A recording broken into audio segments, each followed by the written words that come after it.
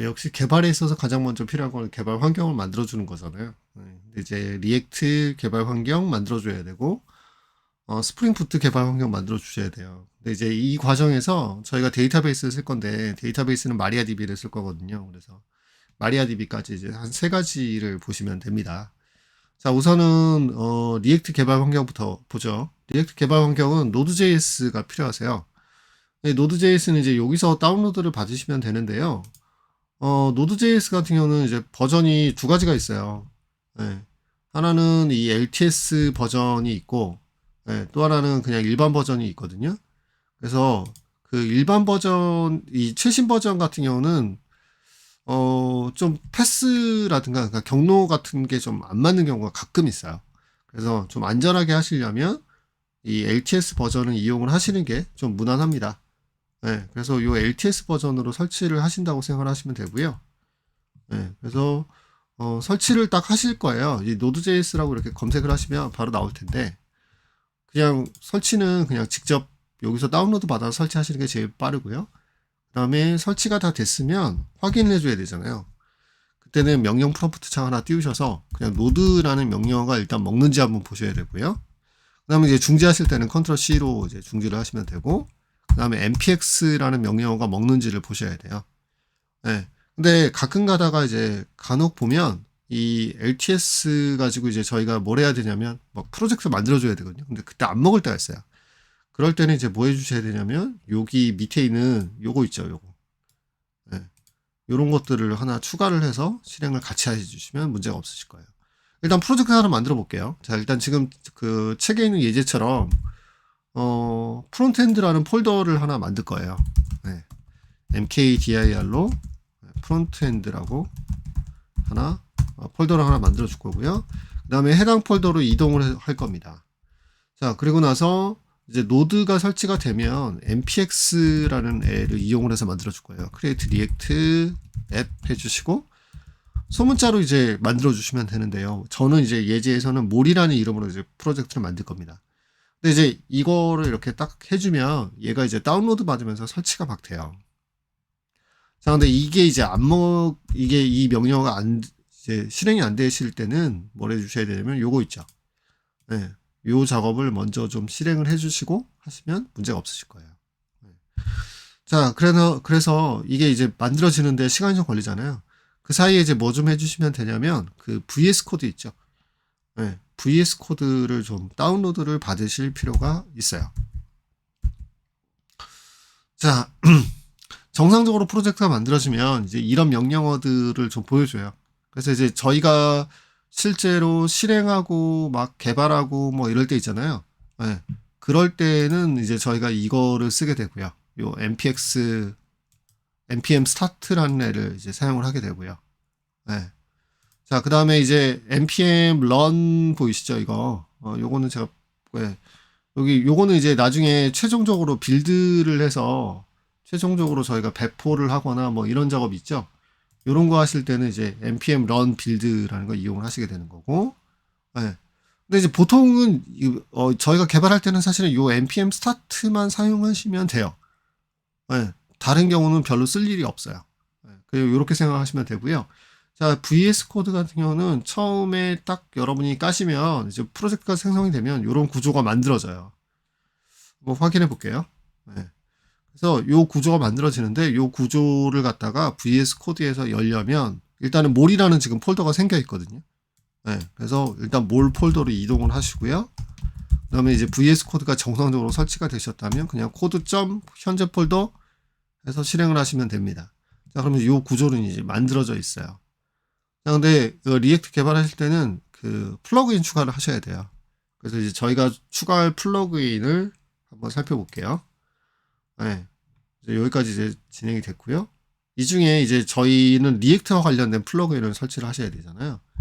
그래서 익스텐션스 가셔서 리액트로 검색을 하시면, 네. 저는 이제 예제를 만들 때 주로 많이 뭘 쓰냐면 이 스니패치라는 례를 사용을 합니다. 심플 스니패치라는 례를 사용을 하는데 얘를 하나 일단 설치를 해 주셔야 돼요. 네. 뭐 추가하시는 거야 뭐 그냥 뭐 그냥 인스톨 버튼 누르시면 되고요. 자, 그 다음에 하나 저희가 더해줘야 되는데요. 하나가 이제 뭐냐면 테일윈드라고 검색을 하실 거예요. 테일윈드는 저희가 CSS처럼 리액트에서 작업할 때 쓸 거기 때문에 요거를 인스톨을 해주셔야만 합니다. 네, 요거는 이제 요거를 인스톨 해주시면 지금 여기 화면에 나오는 것처럼 자동 완성 기능 같은 게 좀 서포트가 많이 돼요. 네, 그래서 요거 이용해서 저희는 개발을 해줄 거고요. 그리고 이제 좀 이따가 이제 그 STS 있죠?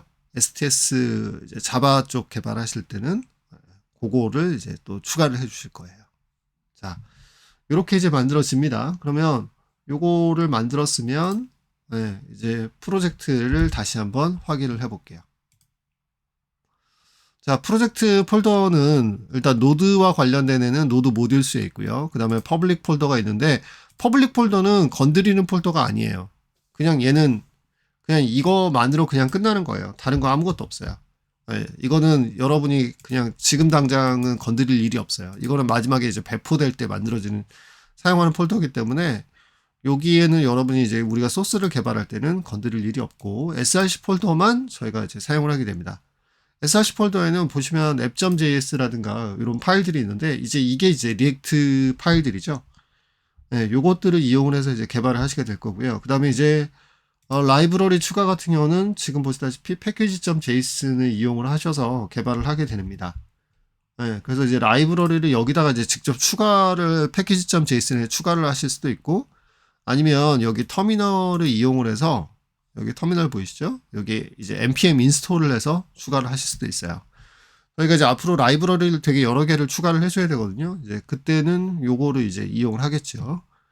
자, 그 다음에 이제 여기까지 다 만들어졌으면 이제 한번 실행을 한번 해볼 건데 네, 보시면 npm start라는 명령어가 있었잖아요. 네, 걔만 이용을 하시면 돼요. 그래서 npm start라고 실행을 한번 딱 해보면 네, 정상적으로 로컬호스트 3000번으로 실행이 됩니다. 기본적으로는. 네, 그래서 3000번으로 지금 보시다시피 네, 이게 이제 리액트 프로젝트가 처음에 딱 실행된 건데요. 리액트 프로젝트가 실행된 다음에 뭐 좀 확인해 보실 거냐면 app.js에 가주세요. 자, app.js에 가신 다음에 여기 보면 이렇게 그 코드가 나와 있잖아요. 네. 이런 코드들을 약간만 좀 조작을 한번 해보시면 되는데요. 뭐 그냥 뭐 change라고 한번 넣어볼게요. 그다음에 이제 VS 코드는 자동 저장은 아니에요. 네. 그 웹스톰이나 인텔리제이랑 좀 달라요. 그래서 반드시 컨트롤 S를 눌러 주셔야만 되는데 고마운 점은 뭐냐면 얘가 기본적으로 핫스왑을 지원을 합니다. 그래서 저희가 코드를 바꾸서 저장을 하시면 지금처럼 저장된 코드가 바로 반영이 되는 걸 확인하실 수가 있어요. 여기까지 하시면 이제 리액트의 개발 환경은 다 세팅이 끝난 거예요. 네. 네, 그래서 이제 여기 잠깐 네, 멈췄다가 이제 여기까지 하고 그 다음에 이제 그 마리아DB 설치를 좀 하시면 될 것 같습니다. 자, 일단 여기까지 한번 확인해 주시고요. 그 다음에 이제 아까 테일윈드를 설치를 하셨잖아요. 그죠? 네, 테일윈드 같은 경우는 저희가 이 CSS 대신에 쓸 거라 npm 인스톨해서 추가를 할게요. 근데 이거 이렇게 하실 때는요, 이거 멈추시고 네, 추가를 해주시는 게 좋겠죠. 자, 정상적으로 추가가 됐으면 네, 가장 쉽게 확인하시는 방법은 여기 이제 테일윈드 관련해서 뭔가가 추가되어 있는지를 확인하시는 게 사실은 가장 간단한 방법이잖아요. 그렇죠? 지금 보면 여기 보면 테일윈드 CSS 이렇게 추가가 됐네요. 그죠? 요거 한번 확인해 놓을 거고요. 그리고 나서 이제 테일윈드에 보면 테일윈드를 초기화를 시켜줘야 돼요. 네, 그래서 npx tailwind css init라는 명령어를 이용을 해서 초기화를 시켜줍니다. 이렇게요. 요걸 하고 나면 지금 보시다시피 요런 파일이 하나 생겨요. tailwind config.js라는 파일이 하나 생겨요. 이거는 이제 말 그대로 configure tailwind 관련된 설정 파일 잡아주는 건데 어떤 종류의 파일들을 테일윈드를 적용을 할 건지를 결정을 하게 돼요. 그거 적용하실 때 보면 저희 같은 경우는 이제 요 내용이 필요합니다. 네. 자바스크립트, 그 그 다음에 JSX라고 해서 이제 그 리액트에 사용하는 폴더죠. 확장자죠. 리액트 사용하시는 거 아니면 타입스크립트, 그 다음에 TSX 이렇게 한 4가지 정도 지정을 해주시면 돼요. 자, 그러면 테일윈드가 적용이 되는지를 한번 구경을 하셔야 되잖아요. 그죠? 그거 적용하는 거 구경 한번 해볼게요. 요거 먼저 하셔야 됩니다. src에 보시면 index.css라는 파일이 하나 있으실 거예요. src의 index.css에 가시면 요 파일의 내용을 테일윈드와 관련된 애로 바꿔주세요. 여기까지만 하시면 이제 테일윈드 적용 다 끝났어요. 자, 테일윈드 적용 끝났으면 이제 실행되는 거 확인해 봐야 되잖아요. 간단하게 app.js에 있는 내용을 싹 지울 거예요. 저는 이제 여러분이 좀 보시기 편하게 그냥 화면 이 프로젝트를 스타트한 상태에서 보여드릴 거고요. 여러분들은 그냥 작업하신 다음에 바꾸셔도 괜찮으실 겁니다. 자, 지금 이제 원래 파일이 이렇게 나오죠. 근데 제가 싹 지워버릴 거예요. 싹 지우고 그냥 이것만 남겨놓죠. run react라는 단어만 하나 남겨놓을 겁니다. 자, 그러면 지금 보시다시피 이렇게만 나오잖아요. 근데 지금 이것도 이제 CSS가 먹은 거죠. app.css라는 게 먹은 거죠. 이 CSS도 저는 안 쓸 거예요. 다 지워버릴 거예요. 그러면 정말 보잘것없이 이렇게만 나오게 되거든요. 이제 여기에 클래스 네임에다가 테일윈드에 아까 인텔리센스를 붙여놨잖아요. 그럼 이제 지금 여기 보시면 제가 텍스트라고 쳤잖아요. 그러면 이제 컨트롤 스페이스바 같은 거 눌러보시면 이제 그 테일윈드에서 나오는 명령어들이나 단축키가 적용이 되는 거죠. 자동으로. 그럼 이제 제가 크게 나오게 하고 싶어요. 그러면 4x 라지 같은 거 주시면 되고, 그 다음에 뭐 폰트의 컬러를 바꾸고 싶어요. 그러면 이제 뭐 BG 컬러라든가 뭐 이런 것도 있거든요. 네. 지금 보시면 색상을 이렇게 줄 수가 있죠. 네. 그러면 이제 이런 것들 중에 뭐 이렇게 주면 되는 거죠. 네. 그러면 지금 이제 이렇게 바뀐 거예요. 4x 라지로. 그리고 텍스트는 좀 흰색으로 하고 싶네요. 그죠? 네. 그리고 얘는 뭐 마진은 오토를 주고 싶어요. 그렇죠? 그러면 이제 이런 식으로 이제 저희가 조정할 수가 있고, 패딩도 이게 패딩이에요. 네, 이런 게 패딩이라 이렇게 바로 조정을 할 수가 있어서 개발자들 입장에서는 사실 사용하기가 굉장히 편리하죠. 이렇게 생각을 해주시면 될 것 같습니다.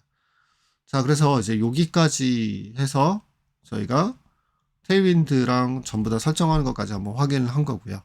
네, 잠시만 쉬었다가 이제 마리아DB 설치하겠습니다.